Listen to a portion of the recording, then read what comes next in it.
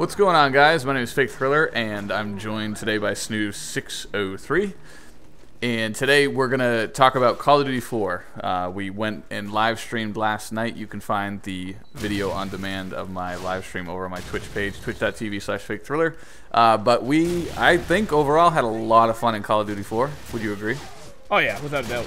It was like, dude, like putting that disc in, and then you hear like the Infinity Ward symbol come up, and then the Activision swirls in, and it's like 50,000 people used to live here. It's like, oh, goosebumps. And then like sitting in the lobby with that like dung dooga dooga dung dooga dooga music, it was like, dude, this is right. Yeah, the nostalgia factor was over 9,000. I mean, that really just brought back memories. Yeah. Unfortunately, the game is a bit of a shamble when it comes to player count and connections. Therefore, I mean, they kind of go hand in hand. There's not very many people playing, which makes the connections pretty crazy. But I think what we're looking to do with this series is we're using Call of Duty 4 as a starting point to see how the next Call of Duties that we play in the following weeks evolved and then eventually led up to Black Ops 2. So I think every time, I know personally, whenever I picture playing a Call of Duty, it in my head plays like Call of Duty 4. Like, there was actually like pretty heavy recoil on like the MP5 and everything, and it took a good amount of your magazine to put somebody down, which is a huge change from what's going on in today's Call of Duty. Yeah, massive. So, I mean, I think as far as game mechanics go, it definitely had like its frustrating points. But Snoop, I got a question for you. Like, I know we had our problems with connections tonight, but would you take this over like current Black Ops 2? Yeah, without a doubt. Connections. No questions asked. I would take it because at least like at least you know what you're getting into when you get into COD4. Like, if you have a 3-bar. Well, let's start at the top. If you have a 4-bar, you know you're going to have a good time. Like, connections are going to be solid and everyone should be fine. And it's good for everyone if the host has a phenomenal connection. Like, anytime Chris or I got a connection, everyone in the lobby would be riding on 4-bar, like the vast majority of the time. Because we have really great high-speed internet. And then, you know, when you get into a game, you got 3-bar, it's... most of the time it's good, but yeah, there's some times where it just feels pretty bad. But if you're playing on 2-bar or 1-bar, you know that there's really nothing that's going to happen. You're someone that got host should not have host because their ping is terrible. Yeah, I have a hilarious game from last night's live stream that I'm going to post tomorrow, and it's hilarious how bad the connection was in this particular game. It was 6-on-6. Team deathmatch, and we had 11 people running red bars and one dude with a 4-bar. Oh, it was awful. I quit out. I was in there for like 30 seconds, and I was like, yeah, no, done. It was amazing. But I think the interesting thing about the Call of Duty 4 connections is, like you said, you can easily define each of the 1, 2, 3, 4 bars, and they almost, it's like they scale.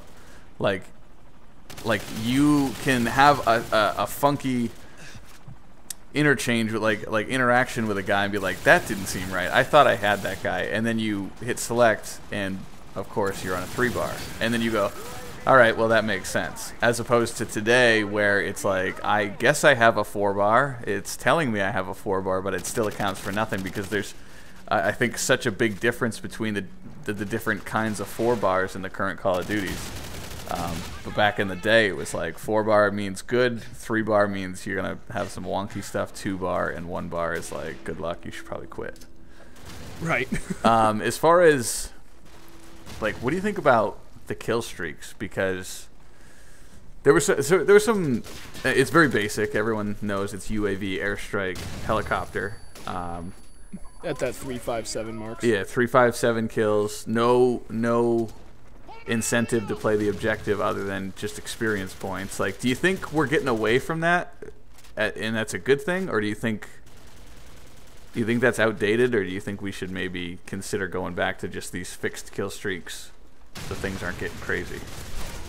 You know, I honestly think it would be better if we went back to the fixed kill streaks because, well, I don't know. I guess it depends on what kind of game you want. Like, well, it's all about personal preference. Yeah, let's put it as far like because I know in my mind I'm muddling it up with thinking about like Black Ops and Modern Warfare 2 and stuff. Well, let's talk about like Call of Duty 4 kill streaks. Like, should it be 3, 5, and 7 UAV, airstrike, chopper, with nothing else? Like no customization whatsoever. I think a blend of the two, where the kill streaks are fixed. It's not really point based, but it's kill based, and keep it at the 3, 5, 7, and give you an option, like give you 2 different options for each one. It depends on how you want to play. Your kill streak should support you if you want to play like aggressive as an attacker, or if you want to play supportive. So kind of like, you know what I mean, like what Warfighter had. Yeah, basically. That's a good idea. Yeah, Warfighter actually had a very, very good system for their kill streaks. That was about one of the only highlights for that game, unfortunately. Yeah. And then as far as the weapons and stuff, like basically, I guess we're sort of looking at Call of Duty at its roots right now, like for as far as we're concerned. Do we think it's getting better, or do you think it's getting like ridiculous when it comes to like weapons and attachments? Like I think they've gotten.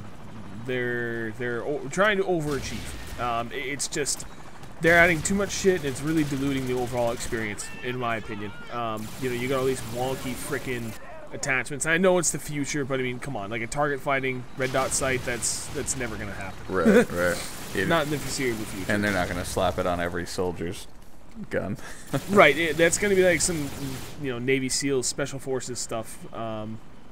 In the upcoming, like, you know, maybe 10, 15, 20 years. Right. All right. The absolute, I don't know. It just seems gimmicky to me. So Call of Duty 4, it's going to go down in the books as far as this experiment's concerned as a refreshing revisit to the beginning kind of a thing.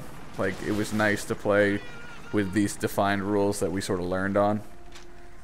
Yep. The game was fun, but, you know, I know at the time we were all begging for more, so that's tough to forget about. Like, we all wanted this customization and stuff like that. So, but Call of Duty 4, solid game. I think if it were released today, it would do pretty well because it was absolutely insane. It was like nonstop action constantly, and the connections were doing like fine when they were working well. And I think with a bigger player base, it would have been fine. So, yep, without a doubt. If you guys want to catch the next game we're looking at is Modern Warfare 2. If you want to be involved in our live stream, you should follow us on Twitter at twitter.com/snooze603 and twitter.com/fakethriller, and follow my Twitch page, which is twitch.tv/fakethriller, and you'll be caught up on when we're going to be live streaming. We pulled a bunch of people in from the stream to help fill our lobbies tonight, and we're probably going to have to do the same thing with Modern Warfare 2. So we're talking PS3 for that, and probably sometime next week. So if you guys have any thoughts about Call of Duty 4, we'd love to see them down in the comment section. Other than that, thanks for watching. Later, guys.